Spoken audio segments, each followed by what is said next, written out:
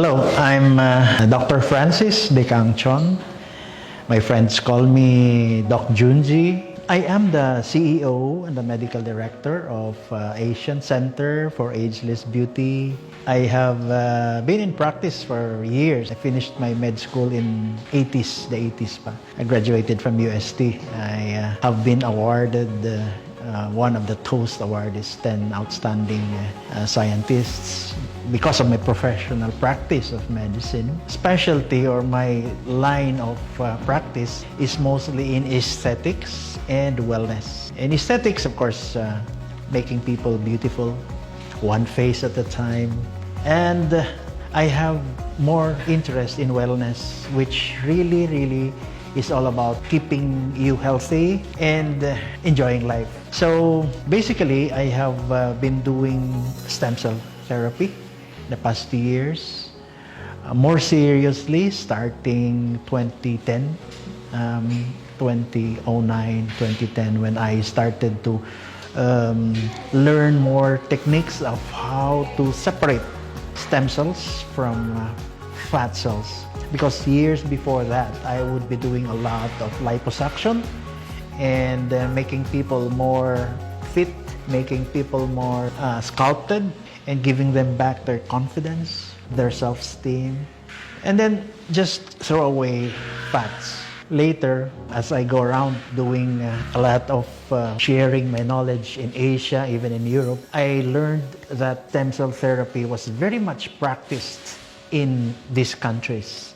And therefore, I was so inspired. And at this time, they were doing a lot of fat stem cell collection and giving it back, or re-injecting it to patients. I did a lot of studies and research on this. And finally, machines that came out were very updated in a way that fat could be separated and thrown away, and the stem cells they had were very much live stem cells in SVF, or stromal vascular fraction, were being injected.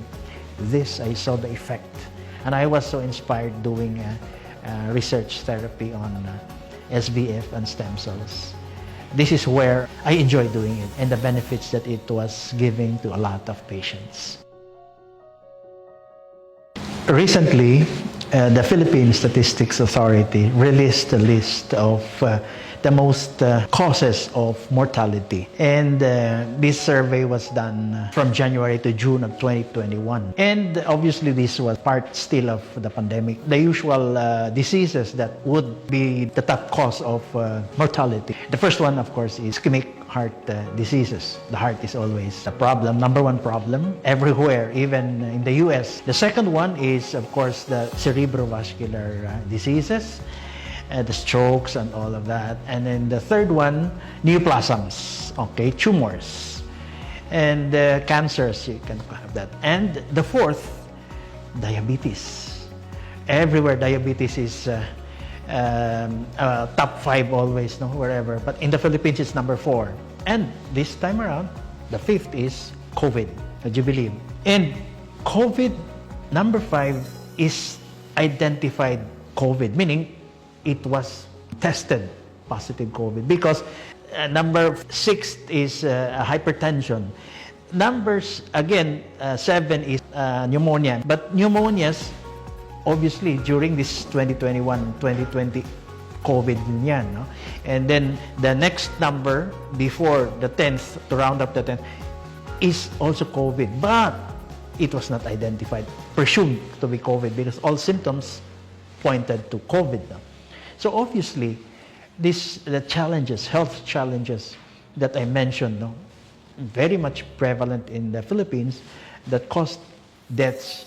Nakakalungkot, no? And it's really saddening, lamentable that these are preventable. Preventable, but obviously being a third world country, unlike first world countries where they have socialized medicine and you don't spend a lot, you just go to the hospital and you get treatments for free. In the Philippines, it's not the case. We all know that. It's very expensive to get sick. And you get sick, whatever savings you have to choose the hospital whether it's a primary, secondary, or a tertiary hospital. Of course, when you have a primary or secondary hospital, you don't have all the ancillary devices that are needed to treat your problem, your health problem. And this is where the problem lies. Being a third world country, income is not as high as others. And therefore, what savings you have will just be enough for your day-to-day. When you get sick and you need to pay the hospital and you don't have money, what happens now? You cannot do anything about it. This, in fact, becomes now a problem where how can I prevent this from happening? And indeed, as I have been mentioning in my presentations, in my lectures, if you do not eat the right food as your medicine, then in the future, you will be eating medicine as your food. Meaning to say, you eat the right food, nutrition, etc., and lifestyle. But how can you enforce this to people who do not have the means to buy your right food, the right supplement? And therefore, when you get sick, it's super expensive. When it's super expensive, others cannot do anything. But for those who can afford, even if you get a very unusual, a rare disease, doesn't have a treatment available in the Philippines, they can go out of the country, travel, spend for their transportation, spend for where they're going to stay in Europe, and even undergo the rarest treatments, stem cell therapy, which are available in Europe. In Asia, it is available, but only in first world countries like in Korea. When you do this, they come back and they are able to extend their lives, give more quality to the years that they have left.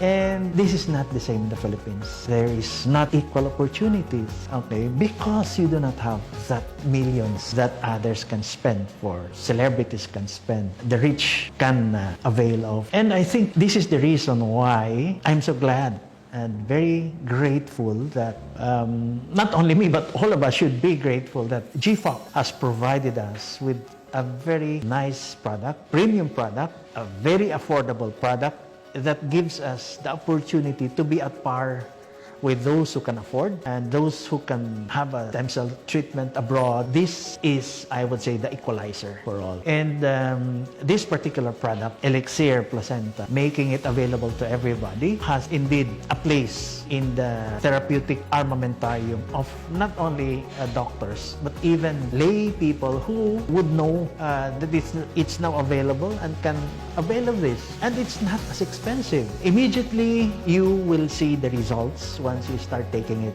We hope that the causes of the top mortality cases in the Philippines will not be as prevalent as what we have last year. Elixir Placenta is a premium product. Why? It has three methods or three ways in which it can help any patient at any level of his disease problem, like from prophylaxis or prevention to during the disease itself and post during the convalescent stage. The three methods by which it acts are: the first, the stem cell therapy. It has a DNA therapy, and of course the last one is the anti-inflammatory therapy. Not all or stem cell therapies available in the market have these three types of ways by which it can help end users. Besides that, the raw materials of this product, Elixir Placenta, have been sourced from premium countries. Not just any country getting the raw materials, but from premium countries like Germany, South Korea, you have Portugal, you have Taiwan, and of course the deer placenta itself from New Zealand. So basically, you have a product with premium raw materials coming from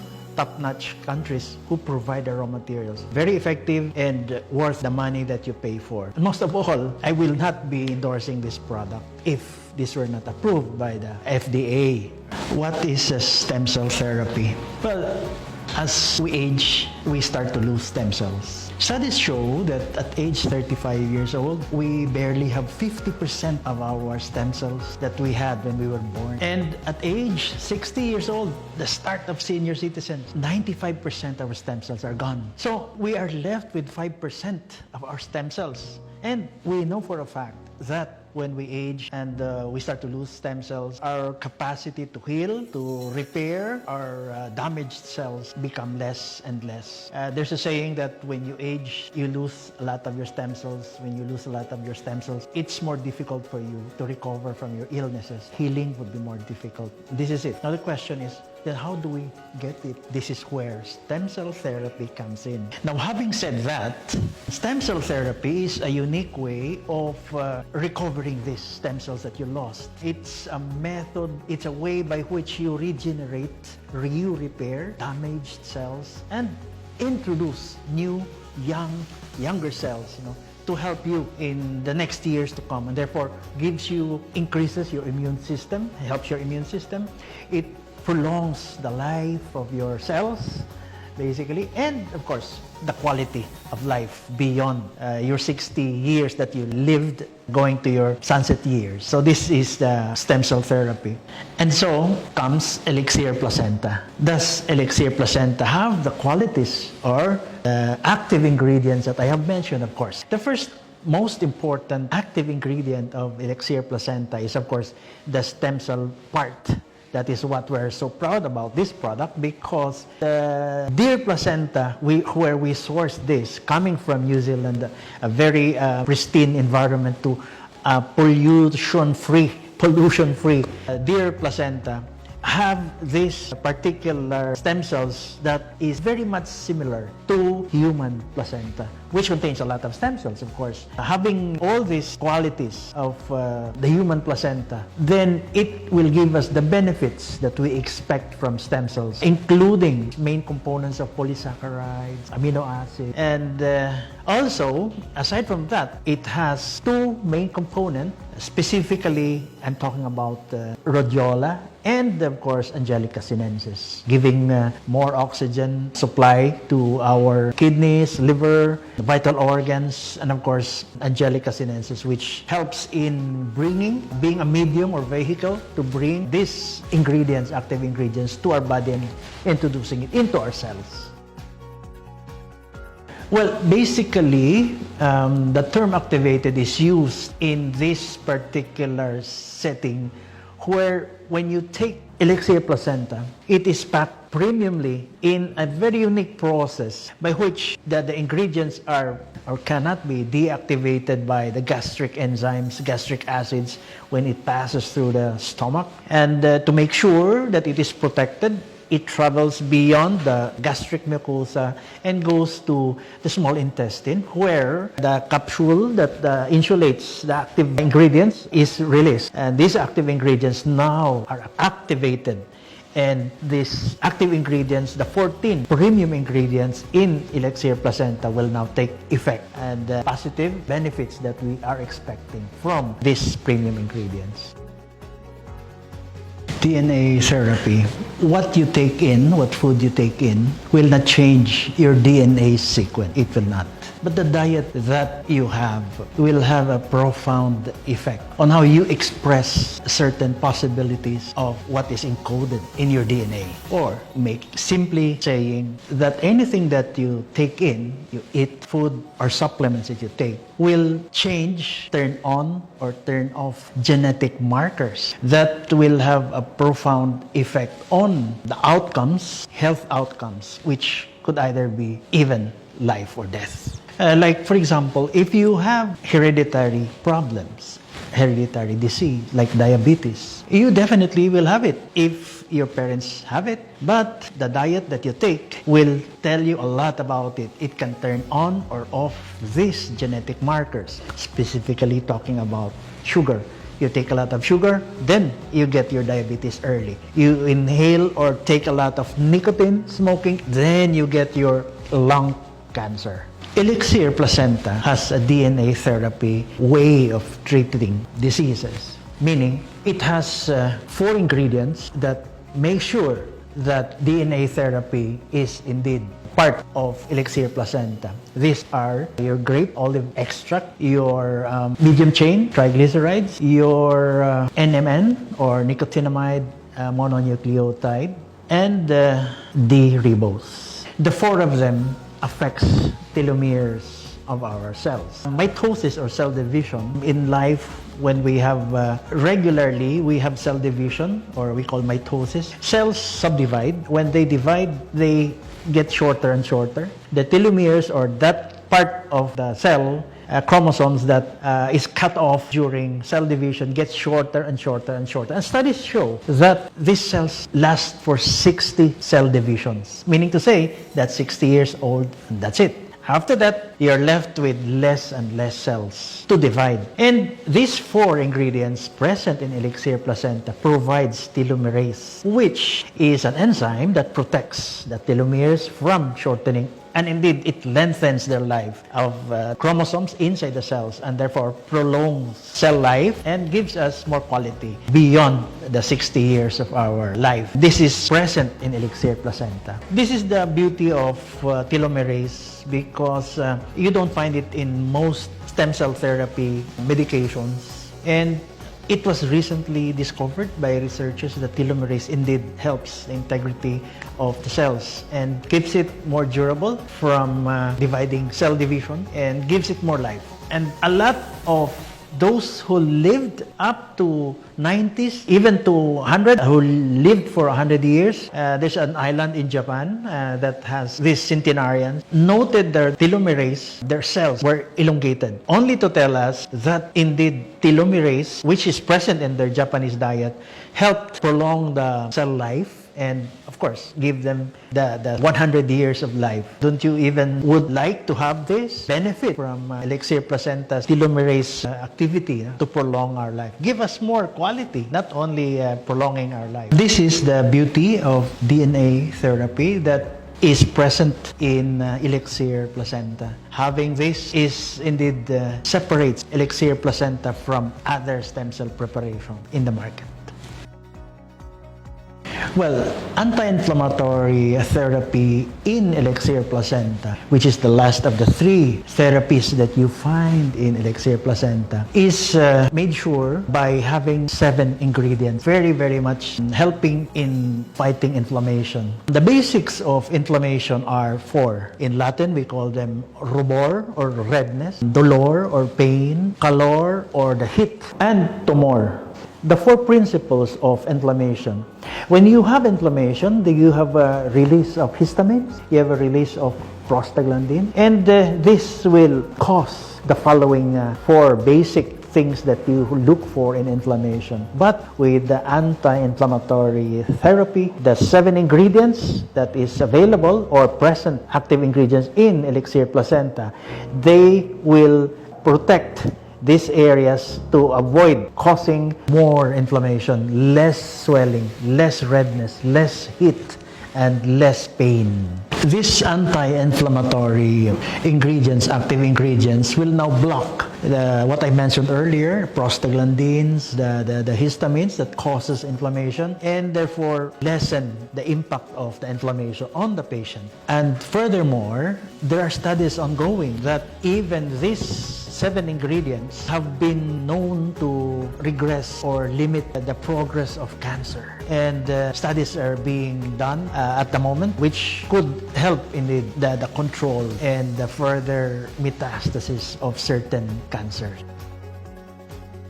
How will Elixir Placenta change people's lives? I'm talking of the aspect of diseases where you have prevention as a very basic part of a disease control, and then the disease itself, and post-disease or convalescing stage. In these 3 stages of a disease, Elixir Placenta can help a lot. Prevention, because it helps your immune system, strengthens it, and therefore attacks from different organisms that cause diseases will be prevented. And disease part, when you get the disease, you don't get to have a severe problem. It is mild or at the most moderate. And of course, convalescing stage, when you are recovering, convalescing or recovery stage or period is shortened. But one more very important matter that I'd like to say here is Elixir Placenta made it available to those who cannot afford to get stem cell therapy abroad, those who don't have millions to squander or to pay for their stem cell therapy. This is available in this capsule at this specific amount, which is a fraction of what millionaires can afford. afford. It has become a game changer.